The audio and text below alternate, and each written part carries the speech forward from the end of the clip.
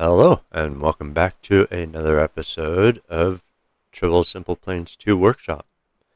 In the last episode, we did some pretty cool stuff, and in this one, we're going to look at how to make a simple little custom heads-up display, or HUD, like I have here in my plane, as was shown in my previous videos. So I'm going to show how to craft it and how to put the little displays on it, and it'll be pretty easy. So since we've already got this one built, what we're going to do is we are going to load up a different plane. There we go. We'll load up this one. One of the first planes I ever made on the channel. Has no real interior. No, just a basic cockpit and basic plane. This is one of the first things I ever built in the game. So we're going to go ahead and craft a heads-up display on this. Alright, here we go. So first thing we're going to do is we're just going to hide this canopy for now so we can work inside here. Alright, now I have found so far the easiest way to do this. Actually, let's go ahead and hide that too so it's out of the way. There we go, and we'll bring it back later so you can see. Now, so far I have found that the easiest way to do this, I'm just going to get centered here, is to use a glass fuselage block. So that's what we're going to do. So we're going to go up here, we're going to grab a solid fuselage block, and we're going to stick it in the middle there. And it's big old and chunky, and as you can see, our cutouts kind of cutting into that. Since I didn't know how all that stuff worked back then, I didn't adjust it, so we'll just do that real quick now.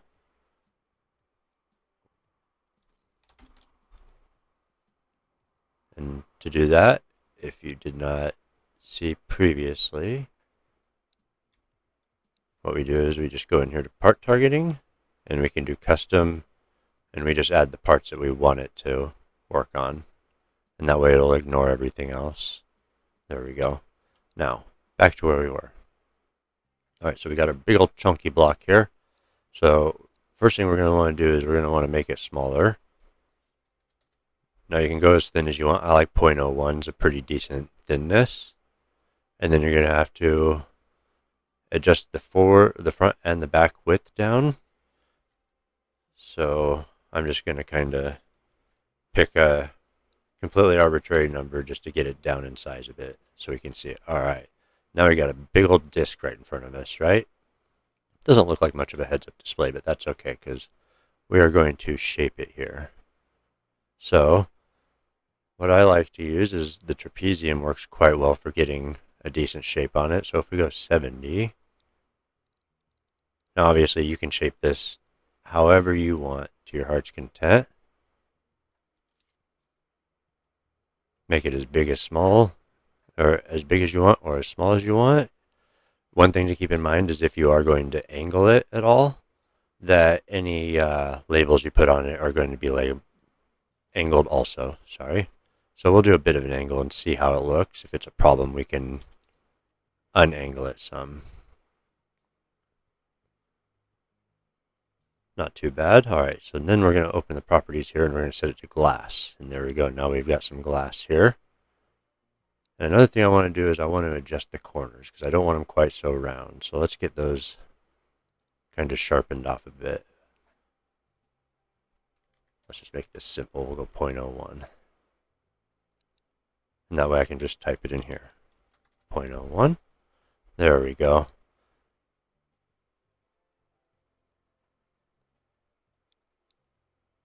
And then we're just going to tweak our width down so it fits in there properly. There we go.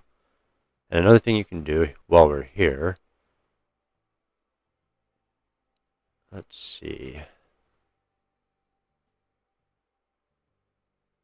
You can do like cutouts if you want to give it a nice little angle or anything like that. You know, you can tweak these pretty much however you want. So that's one of the really nice things about doing this. And you can also color them with paint if you want to have them have a tint to them. We can give that like a blue tint if we want.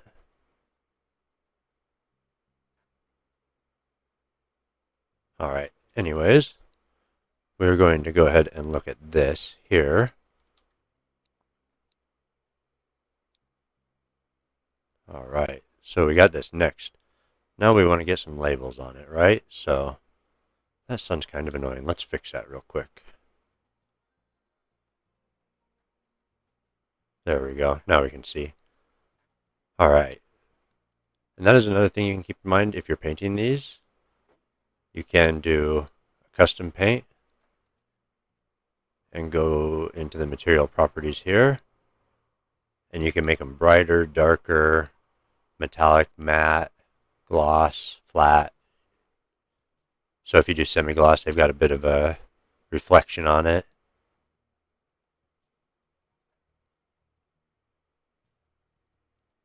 Change the color to whatever you want.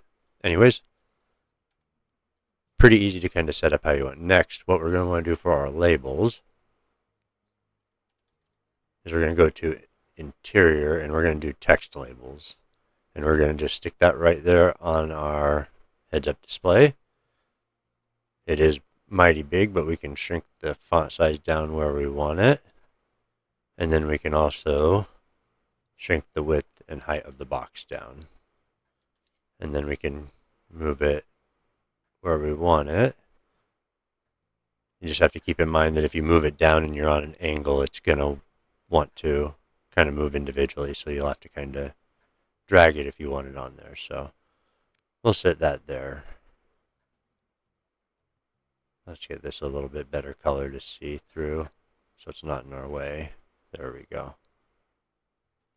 Alright, so we got our little text box. Now, to make it display what we want it to display, we're going to have to type in an expression.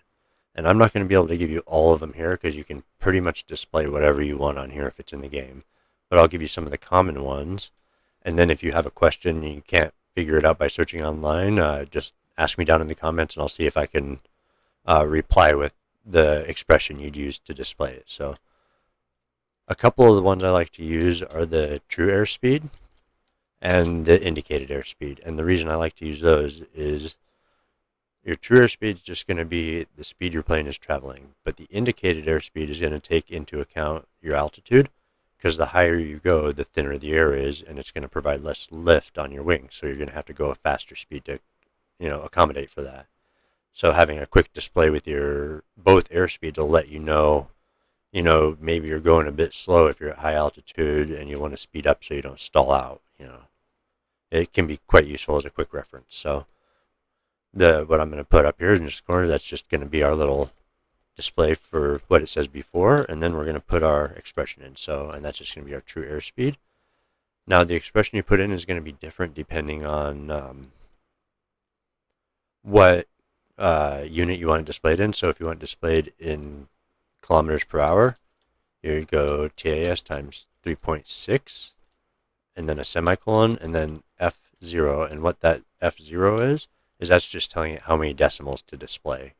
So it won't display, 500.3 meters. It'll just display 500 or 501. It just keeps it nice and clean. And then once that's in there, we're just going to put our little KMH at the end of it and hit OK. And then we are going to resize this so it displays how we want it.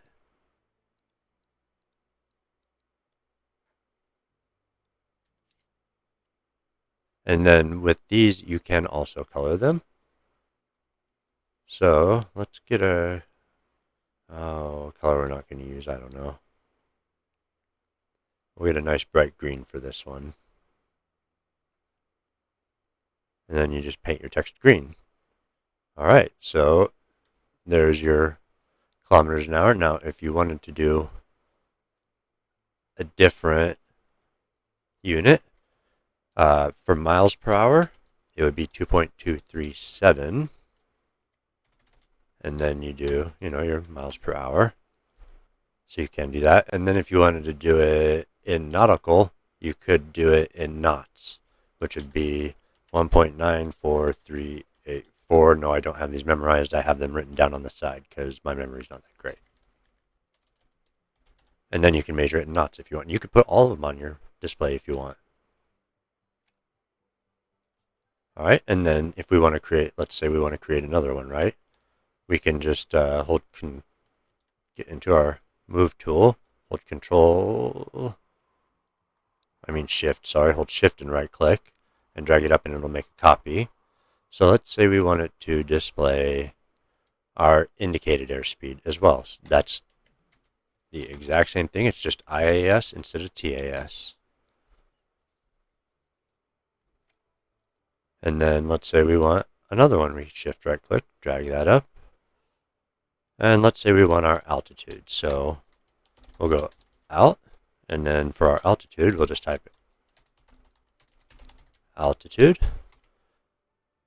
and a semicolon, and then F0, that's how many decimals, so it'll display just no decimal places, and that would be in meters. If you wanted to do it in feet, it would be like this.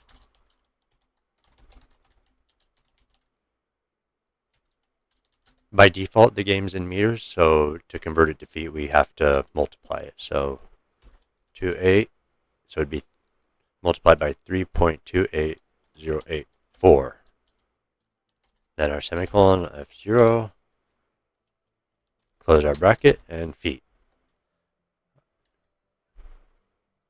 So you could do either of those if you wanted to. We'll go ahead and get rid of one of these.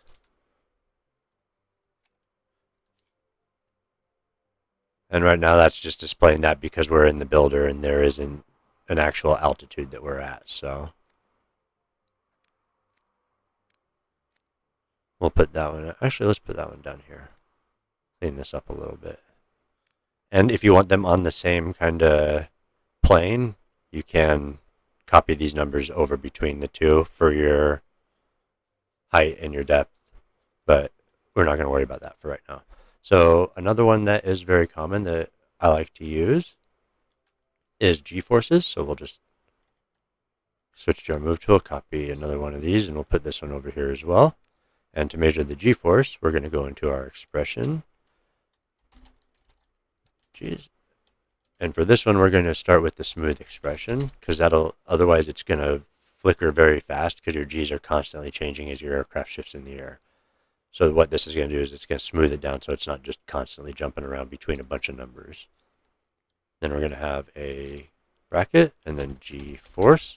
You want to make sure to keep your G and F uppercase. These are going to be case sensitive. All right, and then a comma and then 2. And what that 2 is that's the amount that it's kind of the rate that it's smoothing. So it's only going to allow it to change up to 2 Gs per second on the actual display. So what it does is it goes with the smooth. That's how it keeps it from jumping back and forth. Then we're going to close our bracket, get our semicolon, and then we're going to do F1 instead of F0, and that gives us a decimal point. So that'll display our G's in decimal points. So, if we're pulling 3.4 G's, it'll display that. And then we're going to close our bracket for that. And then we've got our little G displays. You can see we're just default 1 G. That's normal. And then we'll do one more. I know I'm talking quickly, but I know you're all smart enough to pause this if you need to. I want to go over all of this and keep it kind of short because that makes these episodes a bit easier for everyone. So let's do another one more that's quite common, and that's going to be ammo. Now, in order to do that, we're going to need some missiles or something. So let's put these on real quick. Now, these are going to require a bit more configuration than your standard text displays are, but that's okay. Let's stick a couple IR missiles on here. There we go. All right, now, first thing you're going to want to do is you're going to want to go to your missiles, and you're going to need overload enabled. I have explained before how to do that, but real quick, to turn that on, you go into your settings. You scroll down here until you see Overload XML Editor, and you turn that on. If you don't see it, then you might need to be on the beta branch. I'm not sure if it's on live yet. But anyways, we're going to go into the XML Editor for this, and this is going to be our whole missile. And on the part here, we're going to drop down and go to Missile, and then name where it says Missile. We're actually going to call this something different. We're going to call it IR Missile. And this way you can, if you're using IR and radar missiles, you can name them separately and display your quantity separately on your heads-up display. So this is just kind of future-proofing them. Then we'll just double check and name this one. All right, we got those named. Let's get back up here to our HUD. All right, so we are going to make this one here. We'll leave it over here for now. Our weapon display. So to display our ammo for that, it's really simple once you got it set up. So we're going to do, for IR missiles, we're just going to say IR missile, not Mr. Soul. And then it's just bracket, ammo in lowercase. And then a straight or smooth bracket. And then the name of your missile in quotes. So IR missile, just like that. And then close your bracket. And that'll display your IR missiles. And now if you have, let's say you have radar missiles, right? You can do, let's say you name them active radar homing missiles. You would just do the exact same thing, except you would do whatever you named your active radar homing missile. And that would display the quantity for that as well. And that way you could keep track of them separately. And I didn't save that.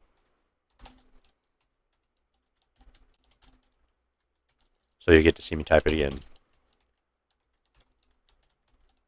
So what this does is it basically shows how many, or the quantity of everything that's named IR missile. Alright, so now if we go into fly, go into first person,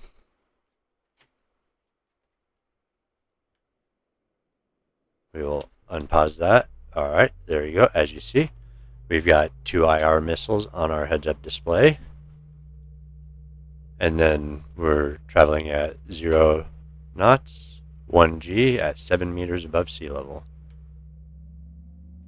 So we give it some throttle here. And as you can see, our speed's going up. Now at sea level, those numbers are going to be pretty much the same. But as you climb altitude and get into thinner air, they are going to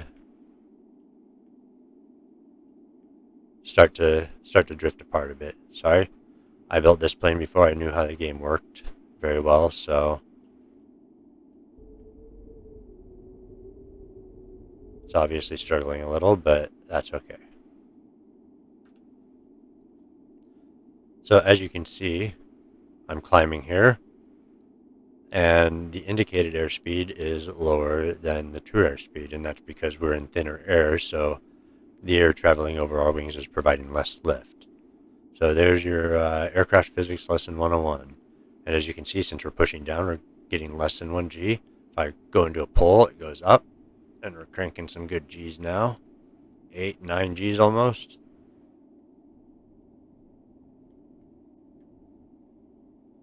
Not bad, not bad. All right, let's see if it'll auto level. Okay, it will.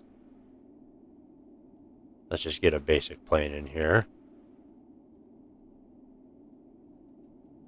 And I'll show you how the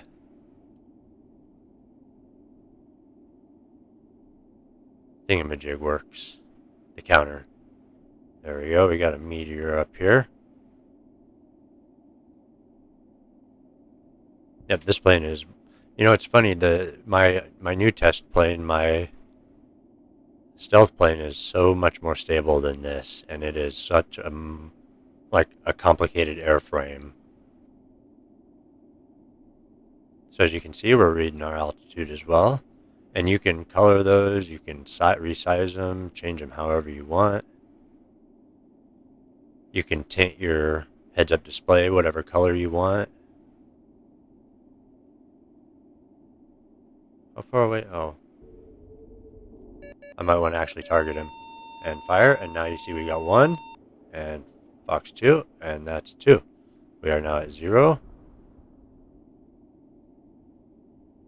Alright, pretty cool.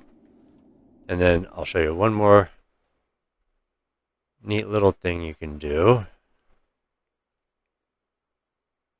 That's actually not too bad at that angle. Alright, so we'll unhide it, make sure everything looks good.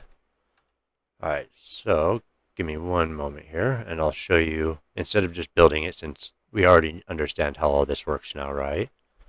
We're going to go back to my Nightstalker, and we're just going to get zoomed in here a bit. Now, as you'll see on here, I've got a couple different displays. I've got one for low fuel. So if you want to program that, you can just do this.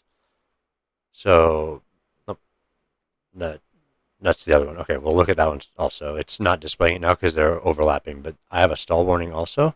So this one, it's just if my indicated airspeed is under 100 and altitude above ground level is over 20, then it flashes up stall warning on the screen.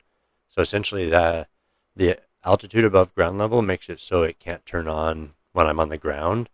Otherwise, it would just be on all the time. And then the indicated airspeed, if it drops below 100, then it'll flash up stall warning on here. And then we've also got the low fuel one. And that's just if fuel is less than 12.5%, then it displays low fuel. Otherwise, it just displays nothing. So this is just one or the other. So if it's less than 12.5%, then it'll display low fuel. And then you got your colon, which is going to be your second statement. Otherwise, nothing. It's just empty quotes. So you can display that on there as well. And that's pretty much covers it. If you want to do little digital displays like I have here for the fuel flow and stuff, it's the exact same thing as these up here. I just put a little, label block behind it and colored it just solid green. But other than that, it works the exact same. So hopefully this was helpful. If you have any expressions you need to know, like if you have a number of, something you want to display on your heads-up display that it has in the game and you can't figure it out, let me know down in the comments and I'll see if I can reply with a helpful answer for you. If you have anything else you want to see on the how-to series, also let me know down in the comments. And think about giving me a sub if you want to see more. And until next time, take care, be safe, and I will see you later.